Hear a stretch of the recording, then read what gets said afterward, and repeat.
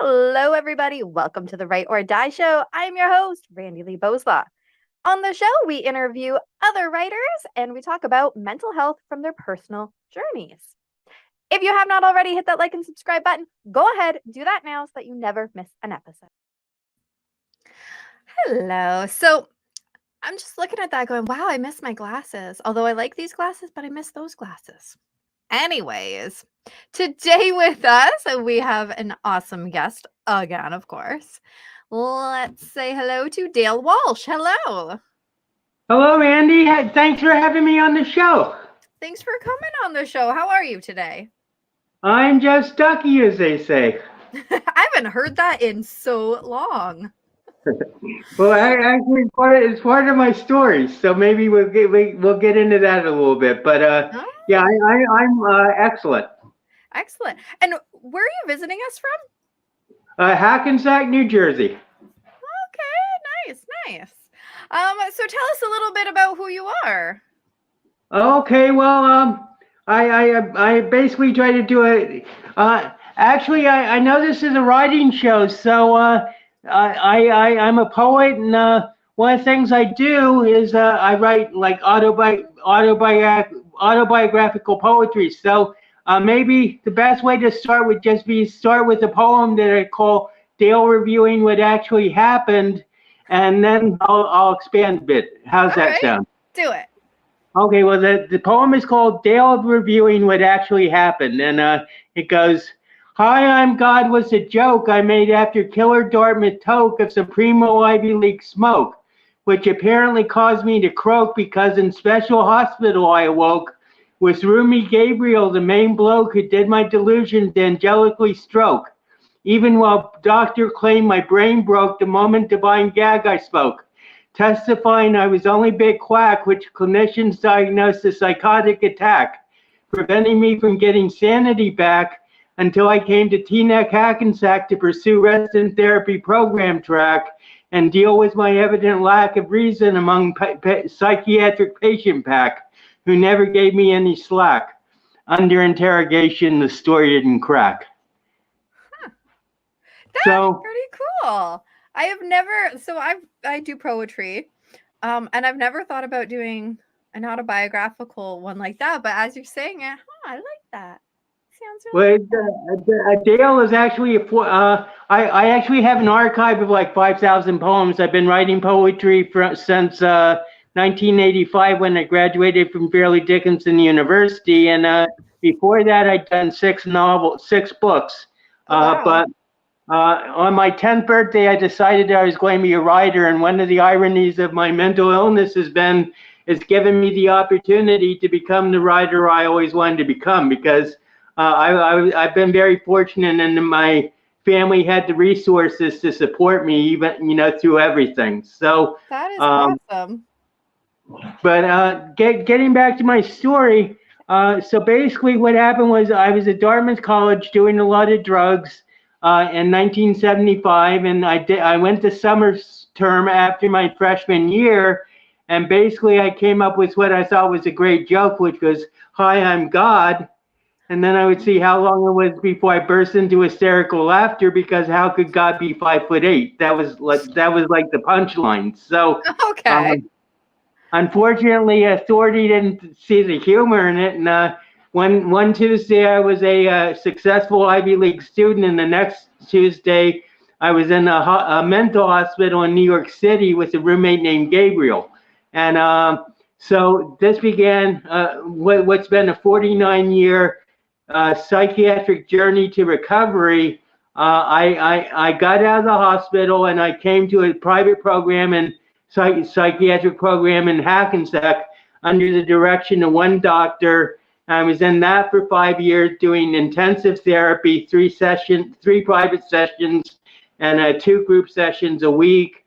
And it was a program for adolescents and young adults, and we all lived in 3 houses and had dinner together and everything. And then, so I got out of that, went back to Fairleigh Dickinson University, graduated magna cum laude in English. I got my own place, which is where I still am today. I've been in this apartment for 43 years now. Holy moly.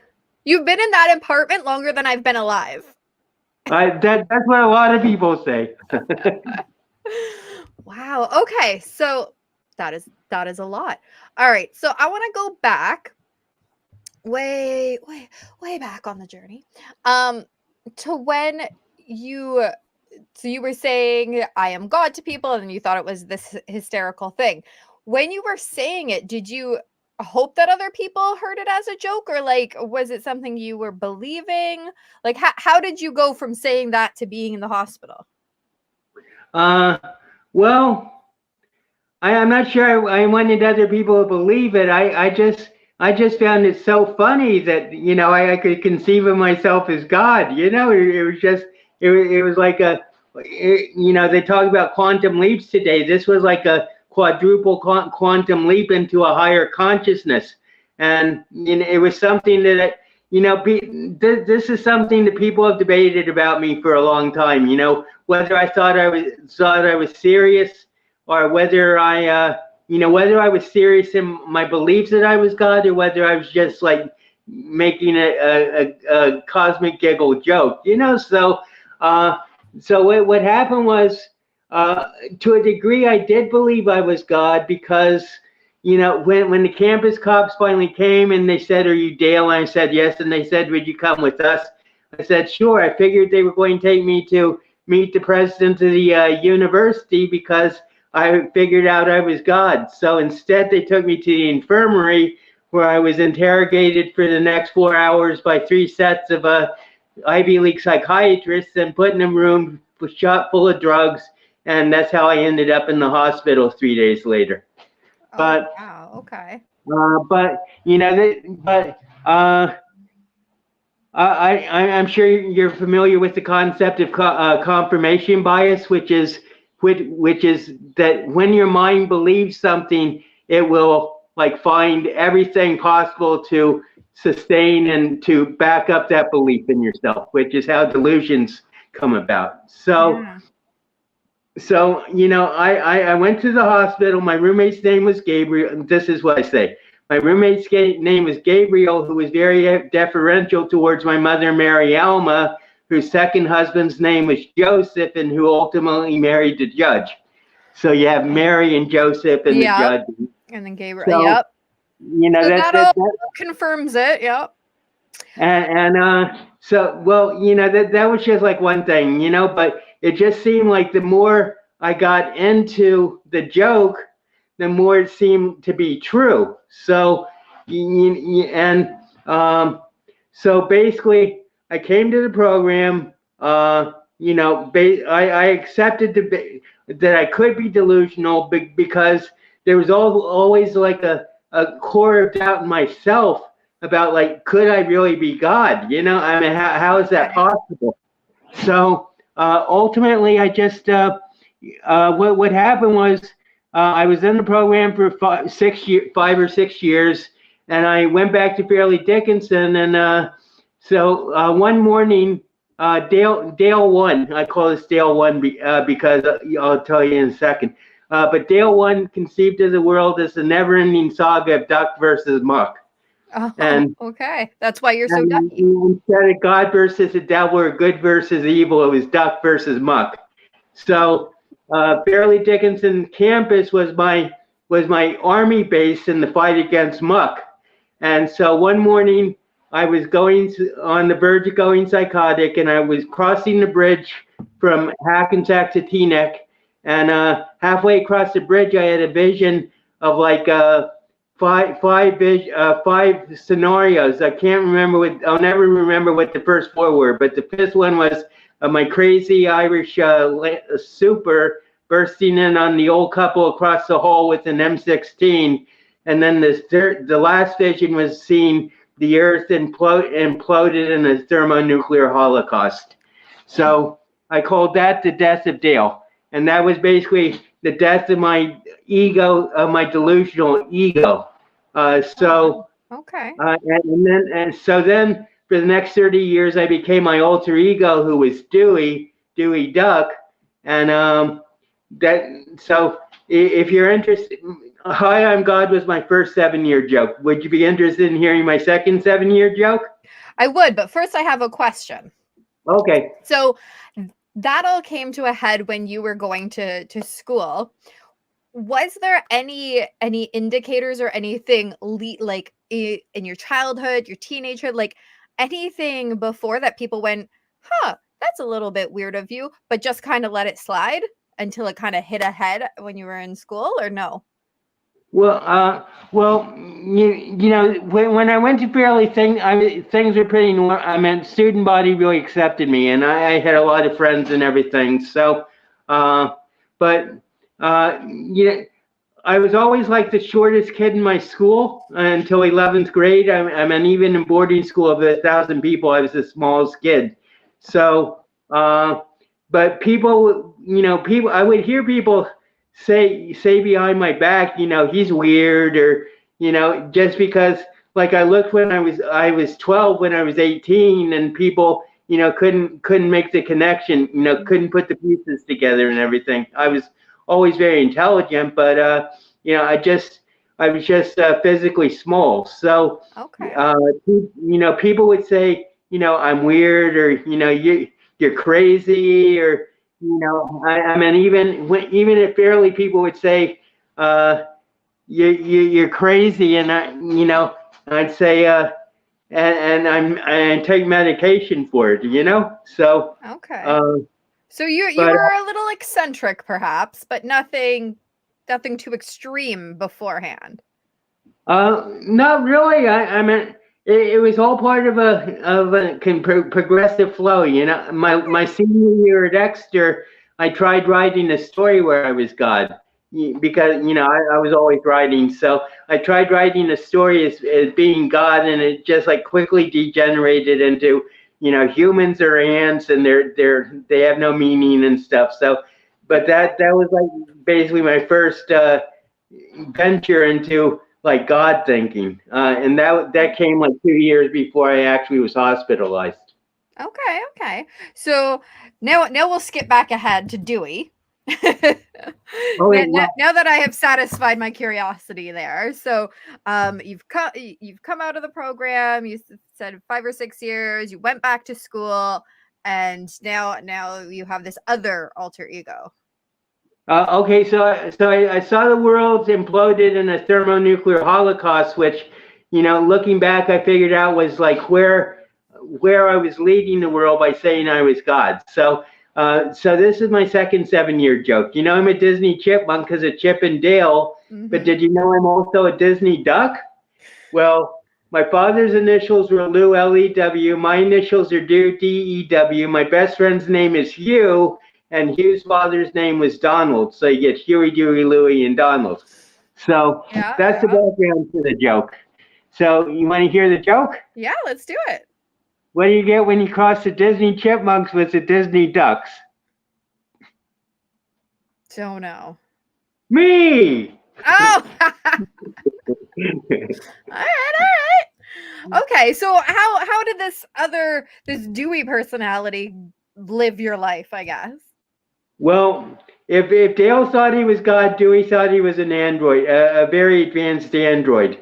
So basically,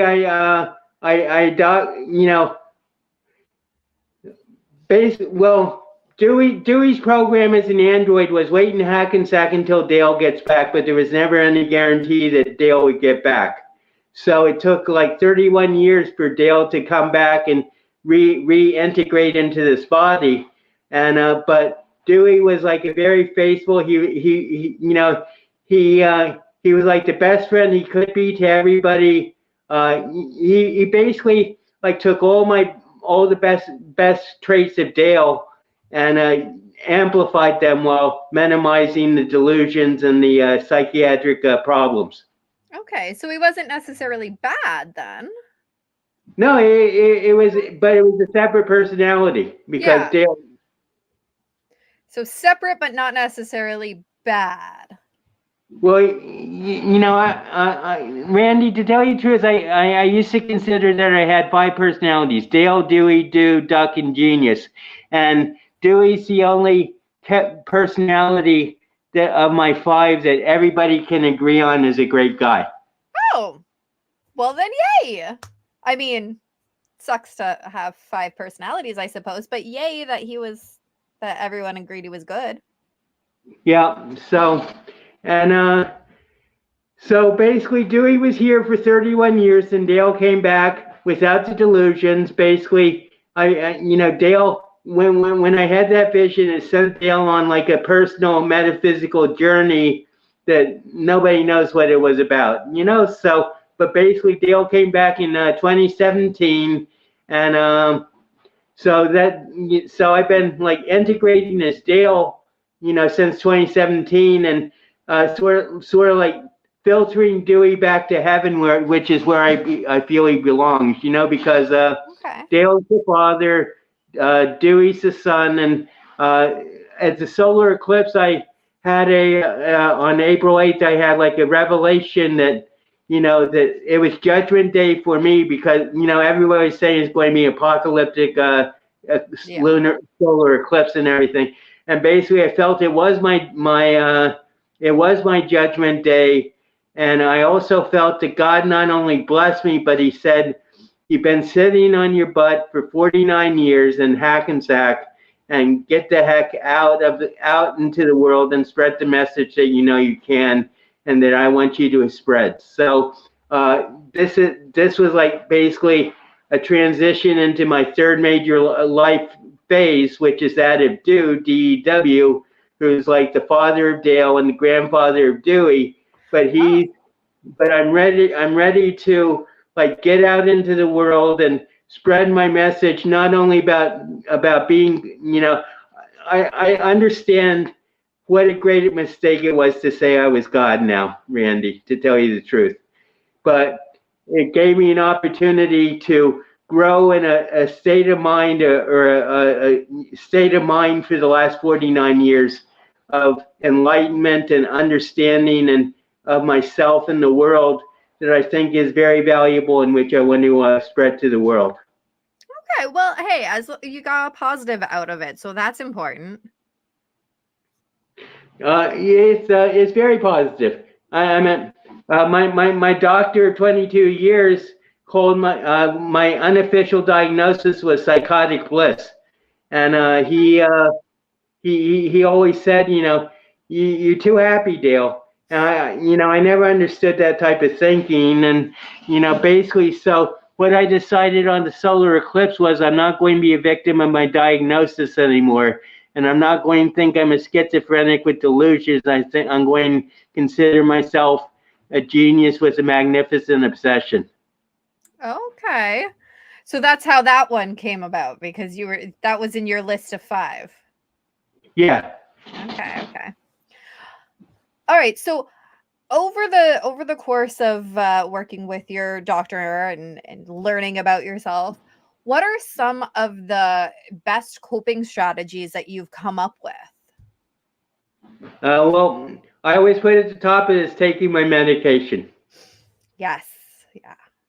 A lot of people who don't have mental illness and who don't understand, how it affects you. I was brought up with, when I got into psychiatry and everything, I was brought up with the belief that there's a chemical imbalance in my brain. Basically, I have too much dopamine.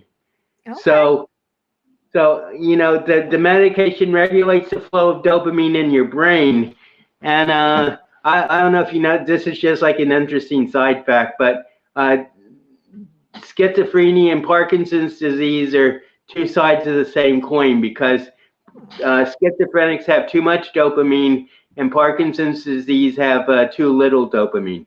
So that's just I did not know that. But as for coping strategies, take your medication, build a routine, make sure you have very, very serious self-care, like taking showers, doing laundry, eating well, sleeping well, just like the basic things that that health people tell you. But those basic things can be hard. So do you ever have days that you're like, oh my goodness, I just don't want to get up and go shower? Sure. Well, it's interesting you should bring that up, because when I was in the program, I was, and even when I was at Fairleigh, I had like terrible self maintenance habits, and I sort of say this with a little shame, but it's just in the cause of transparency. I stank.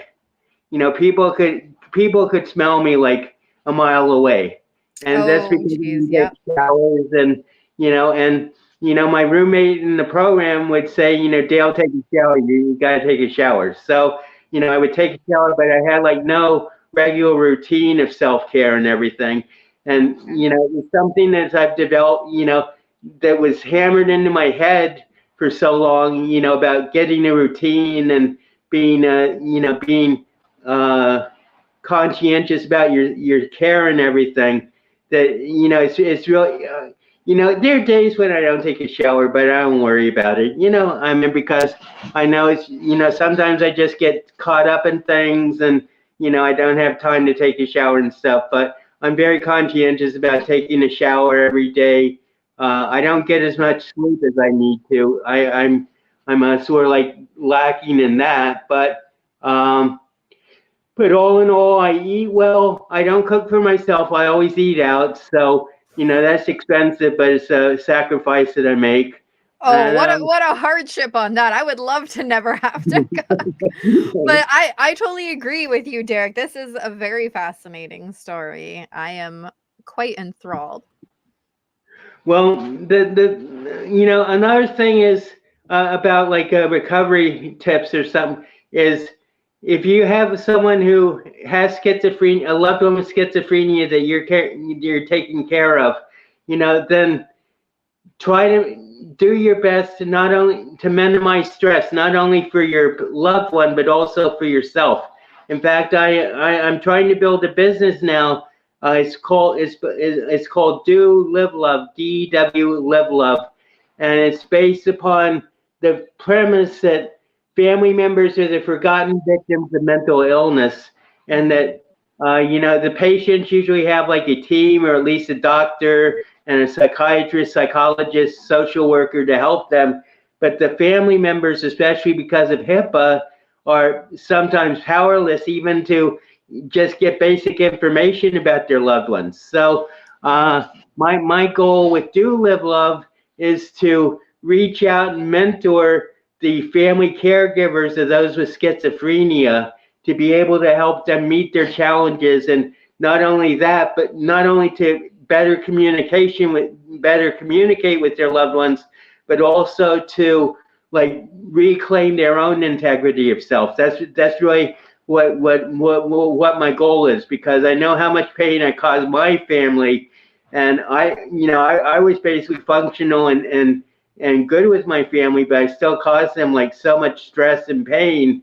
And Yeah. it's just that, if you're dealing with someone with schizophrenia and you're a caregiver, it becomes like so codependent because you feel that they need you constantly, and they Mhm. a lot of times they encourage that thinking. That is an awesome idea because yeah, it's one of the hardest things I know for like with my brother. And for those who maybe don't know, he died by drug overdose. So for 20 something years, he was addicted to drugs. And I know how bad that was, especially in the early years when he was still a teenager. And my mom was trying to figure out, as the caregiver, how do I help you? What do I do? And causing oodles and oodles of stress. So, I mean, this kind of thing spans all sorts of mental illness and all sorts of other disabilities. I know when my kid was first getting diagnosed with autism, the stress on that and trying to figure out what to do and where to go and all that stuff. So as a caregiver, you definitely have to take care of yourself too. It's like on airplanes, right? When the bags drop and they always say put your mask on first, then help somebody else. So Right. I am really excited for you to do that. And I think schizophrenia is one of the ones that doesn't get enough airtime, right? Because like depression, anxiety, that's in everyone's face all the time because it's more common. So it can often be forgotten about. Just a quick aside to you, Randy. Are we recording? I don't see a notice that we're recording. We're live. Oh, okay. Okay. So, yeah. So that's the thing about schizophrenia is that it's only 1% of the population, but in cost of actual dollars, it's the most expensive mental illness there is. I mean, Wow. because you know, they've done surveys about like the cost of mental illness and everything, and uh, schizophrenia costs America over $200 billion a year in like lost wages, Yeah. care care stuff, and the next closest is depression, which has about 6 to 10 times more people suffering from it, Yeah. but that only comes in at like 150 billion. So, you know, people don't realize the economic and the social and environmental and emotional cost of schizophrenia, but it is very serious. Wow. Like I knew it was serious, but I never realized the like that fact. Now I'm kind of interested to like find all the facts on that stuff. Like what's the top 5 and stuff. Right. Maybe I'll have to do some research. Who's Well, kidding? I'm going to tell my friend. I think it's schizophrenia, depression, anxiety, bipolar, and maybe a borderline personality. But I'm Okay. not sure that's the top 5. But it's something like that. But bipolar is up there too, and that's another Yeah. misunderstood illness. Yeah, that one's pretty interesting. I've had a few guests on the show that talked about that, and it really is quite a fascinating one. I like maybe because I live with depression, I'm like, I don't want to talk about depression. Not that I don't want to talk about depression, but I love learning about all the other ones that I don't have experience with because I just find it so much more interesting because I'm learning something new. Right. Well, uh, you know, there's sort of like a wall of silence around schizophrenia, not only with people who actually have it and come out and speak about it like I do, but Mhm. you know, I consider myself very fortunate that I'm as recovered as I am, and also I also feel that in a lot of ways I'm speaking for the great majority of schizophrenics who can enunciate their thoughts or or have a fear of exposure or whatever, but you know, I feel that it really is, you know, I feel it's my calling to enlighten and to fight the stigma about schizophrenia because that's the reason I got it in the first place. And that's why it's become my calling to do shows like this and just to like talk and, you know, help people understand that there's a YouTube that's about schizophrenia. I think her name is Maureen McLaughlin or something, but she began a organization called Students Against Psychosis, and she does a TED talk about I am not a monster, and Oh. it's just like this perception that you know everybody who has schizophrenia is either suicidal or homicidal, and it's just Mm. like obviously not true. And the fact is that it's 50% more likely that someone with a serious mental illness will have violence perpetrated against them than to actually be violent themselves. Yes, I did know that fact. But I love that you shared it because it is so important to realize that because not I think, I know that people with mental illness get a lot of, what's the word I'm looking for? Like just a lot of, I can't think of the word, but Negative, like, negativity is the word I there you use. go. That's the word I'm looking for. Sometimes words just don't come. So before we move on to what you've written, is there any last words that you want to say to people who are maybe struggling with having a schizophrenia and kind of accepting it as part of who they are, not letting it run their life, but kind of just accepting that, okay, I have this? Well, there are two topics actually I was thinking about talking about. One is self-medication and drug use with schizophrenia. But apropos of what you just, the question you just asked, there's an excellent book called "I'm Not Sick and I Don't Need Your Help" by this doctor named Dr. Amador, Javier Amador, and it talks about agnosignosia. Have you ever heard that term? No. Okay, well, agnosignosia is in the DSM is a symptom of serious mental illness, especially bipolar and schizophrenia. But it's taken from neurology, and it means the patient is unable to comprehend that there's something wrong with them. So it's Huh. not Say denial. that again. I want to write that term down so I can look it up. It's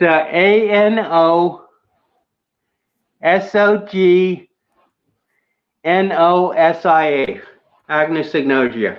Oh, yeah, I definitely got to look that up. But if you're really curious, I would suggest you pick up Dr. Amador's book because his brother was schizophrenic and he's like a doctor of psychology, and it talks about he talks about his 17-year struggle to like get his brother who had agnosignosia to take his medication, and who he ultimately flourished. And unfortunately, he was killed. He got run over by a bus or something. I don't know exactly what the circumstances of his brother's death were, but it was like pretty absurd. But I'd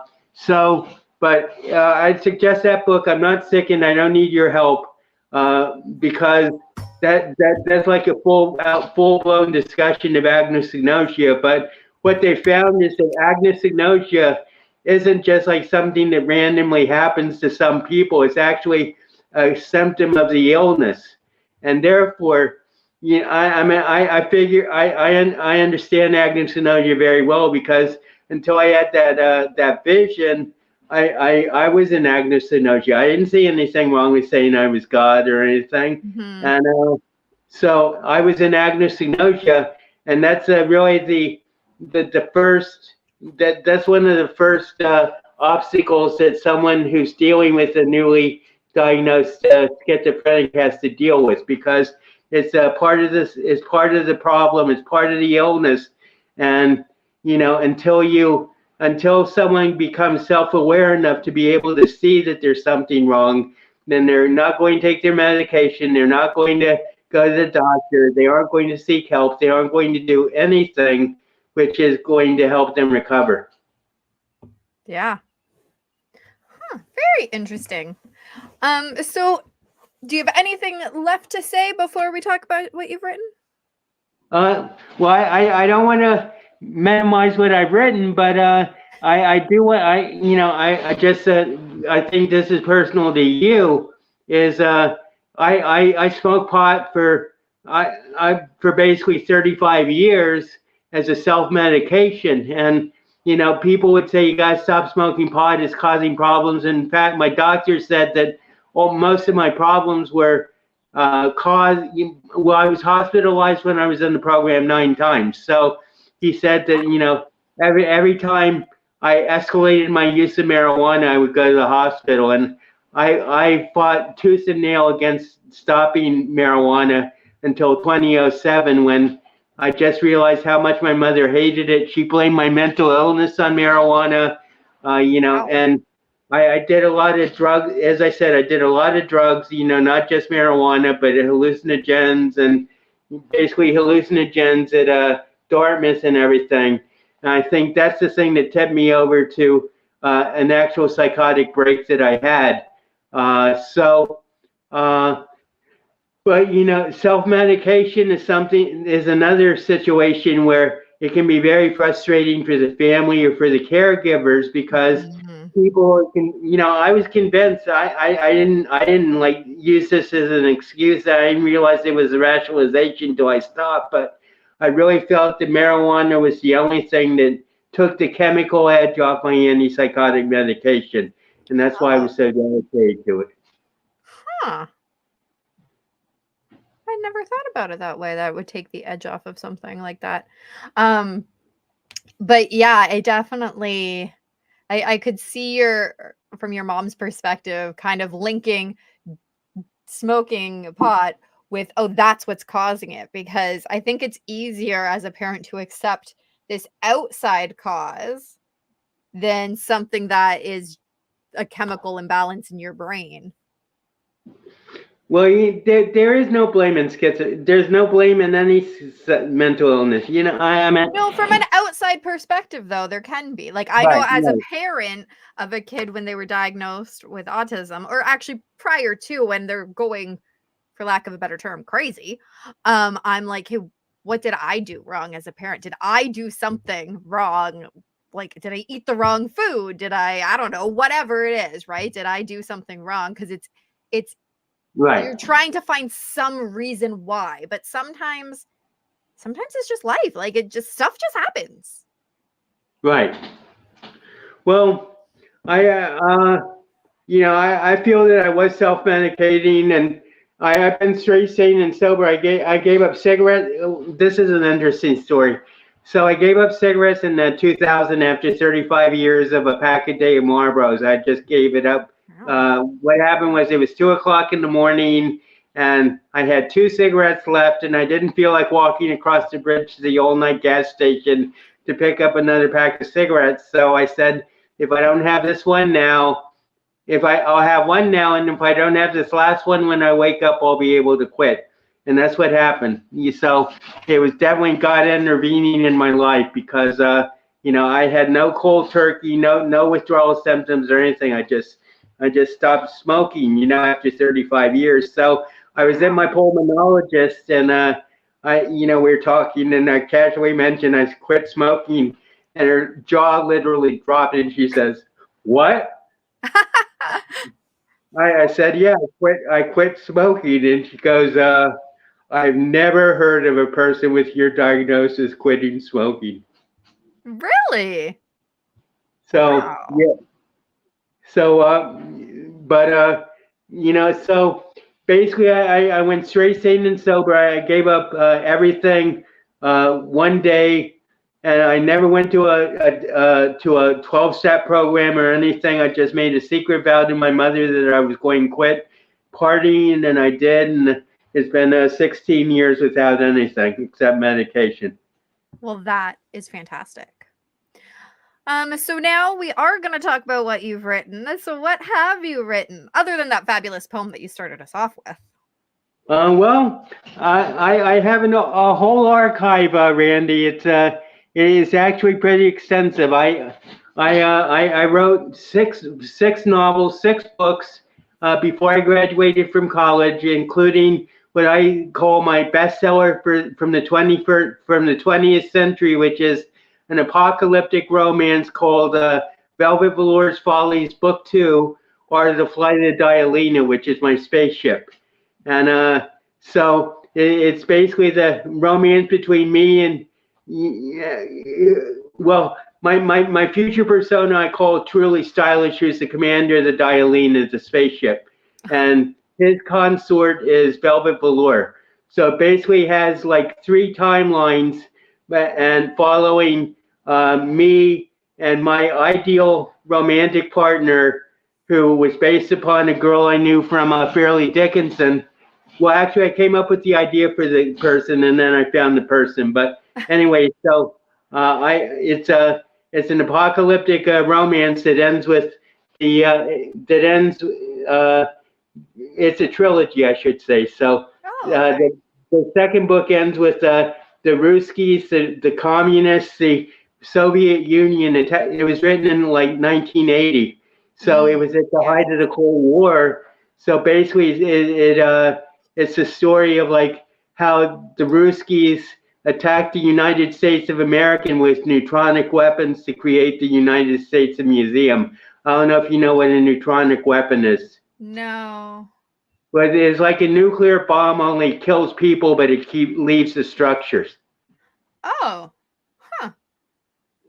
So it kills the people, but so basically that's why I said it's the United States Museum, because everybody's gone, but Yeah. buildings are still there. Huh.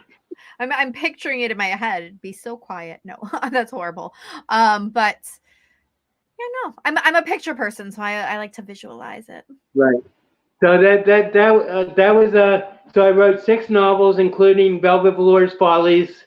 That's a trilogy, and then The World Ends on 2/2/2001, which is a date that I came up with when I was writing the book in 1978. So for basically 22 years, I was counting down to 222001, and so 222001 comes along. Basically, I define that as the death of Dale. The day the Ruskies would attack and Dale would die with Velvet Velour. So 222001, I counted down to, and it came and went, and I breathed a big sigh of relief. But then on February 7th, 2001, Dale Evans, the most famous female Dale, the wife of Roy Rogers, dies. And she was like a big celebrity and everything.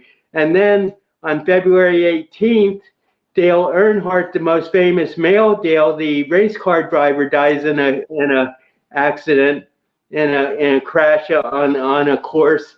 So that was basically my supplemental hospitalization, because I felt the Dewey death. Dewey was shooting a bullet at Dale. They was going to put Dale under. So I went to the hospital to avoid dodge a bullet, literally dodge a bullet. And I was in the hospital for 2.5 days, and I got out and everything was fine. But the coincidence was too much for my mind to handle, so I went to the hospital. Oh, yeah. That's good that you could do that and you recognized it, so you went. So there's a question. Derek's got a question here. How does the bomb work? Like, how does it only get rid of the people? Well, it's something that was being developed during the 70s and the early 80s. I have no idea how neutron bombs work. I just know what they say they do. And actually, the irony that neutron bombs is there's no way to test them out unless you go and kill your own citizens. Yeah, actually, yeah. I didn't think of that before. In answer to the question, I don't know how it works. I just know that they were trying to develop both Russia and the United States were trying to develop them in the early 80s. Huh. Well, I think for a book, at least, it's an interesting concept. I think they can leave that research development back in the 80s and not continue on with that. But for a book, I think that's kind of interesting. It's a good question, though. How the heck would it work? Well, actually, my friend had a good joke. He says, "Have you heard about the neutron martini?" No. It kills you, but it leaves you standing. What? All right. So where? Yep. No, I was just going to say. So basically, my writing career. I wrote 6 books before I graduated from Fairleigh Dickinson, and then when I graduated from Fairleigh Dickinson, I turned my focus to poetry, and I've been doing poetry ever since. And I have an archive of 5,000 poems that I've written since 1985, and also I sent you this, Randy. I don't know if you got a chance to look at it, but I did not. I did see it come in, but I did not have a chance to open it.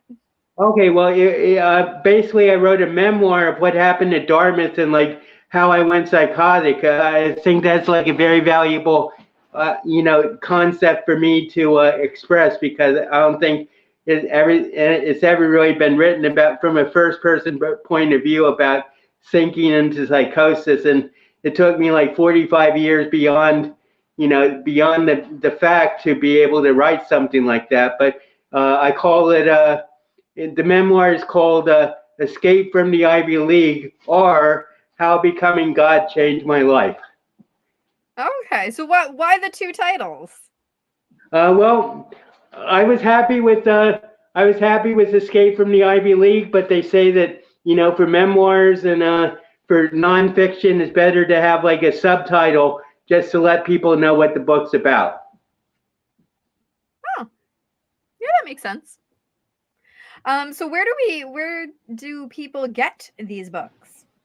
Well, actually, all my novels are unpublished. I'm thinking about publishing them, but I do have 5 Amazon poetry collections that I did, and you just go to Amazon and put in the search bar poetry collection by D.E. Walsh. D.E. Walsh. And you should be able to find them. They all have distinctive covers. Excellent. And where do people follow you or stay up to date? Well, actually, my latest adventure is Instagram. I do reels on Instagram about schizophrenia, and also recent, since the solar eclipse, I've been talking about my greater mission that I feel I'm in the process of pursuing. So ultimately, just my Instagram handle is Dale, DALE Walsh 55. If you want to check me out on Instagram, and then I also have a website that I don't use that much, but it's about my do live love situation, and that's www.dewlivelove.net. Awesome. And I am very excited for this new business venture that you are doing. I think it's going to help a lot of people. So I am excited for you. Well, I appreciate it. And just to give you an idea about my process for why I call it Do Live Love, is I came up with, in a flash of brilliance, I came up with Live Love, and that's the 8 concepts we cover over 3 months in my program. It stands for Learn, Integrate, Validate, Explore, and then Listen, Observe, Value, and Express. So that's live. I just thought I didn't realize that it was going to be an acronym. That's even cooler now. Yeah, well, that's the not only was I very pleased that I came up with that, but I think it's a new psychiatric or therapeutic approach or method that could be generally applied to a lot of things, because learn and integrate, validate, explore, listen, observe, value, and express. Those are things that most therapists could learn to do better. Mm-hmm. Awesome. Well, thank you so much for coming on and sharing. Well, thank you very much for having me, Randy. It's been a great pleasure, and thank you for letting me go off on my little tangents. And I'm all about tangents.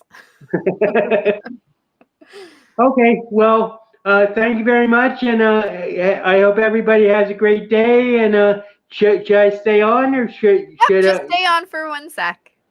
Okay, great. As always, thank you so much for the amazing guests that we have on the show. Be sure to check out their links down in the description below. If you want to support the channel, go ahead and check out our merch store. We've got some very cool things on there. That's my favorite. Sorry, I'm busy ending the stigma. But there's some other very cool designs. 10% of the proceeds always goes back to the Canadian Mental Health Association. Be sure to follow us on Facebook at RB Media, because we have some great new shows coming up and you never want to miss any of those episodes. And remember, the only way to end the stigma of mental health is to speak openly and honestly. Bye.